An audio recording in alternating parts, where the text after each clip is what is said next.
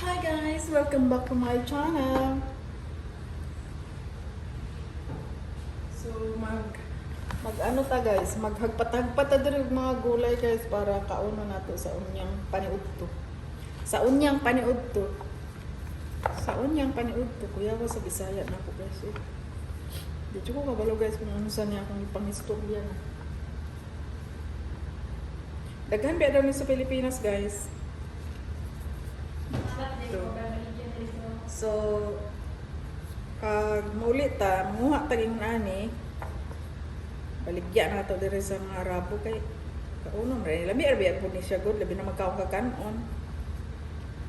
Masarap kaya to. Ganyan lang. Para sa ilang lunch. So, ganyan. Oh, di ba? Ganun lang kabilis. Pati tayo, kakain na rin sa mga gulay-gulay nila.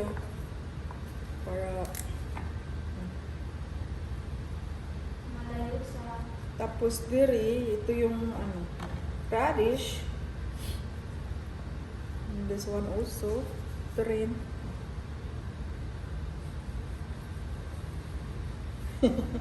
Duh. Duh. Pero itong lettuce guys sa Pilipinas sobrang mahal. Dito murang-mura lang. Wala akong masabi. Bakit kaya mahal sa Pinas? Kasi ewan. Ito. Ginangat-ngat lang yan guys pag kumakain sila ng rice.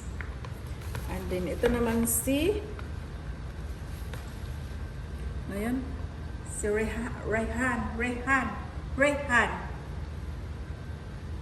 Si Dazzle Valdez. Masarap din. Ayan, matuto tayong kumain ng gulay. Kasi pag uwi natin sa Pilipinas, wala tayong pambili ng bigas, pwede na tayong, pwede na tayo doon sa, saan ba tayo pwede? Kain na tayo ng mga grass, green grass. Ayan.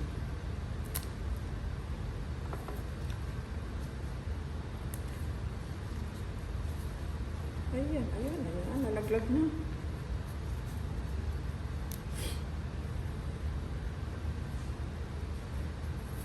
Kunti lang ilagay natin guys, kaya para lang naman sa lunch.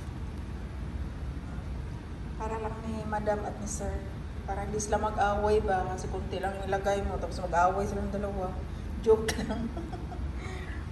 So that's all for today's guys. Thank you for watching. God bless.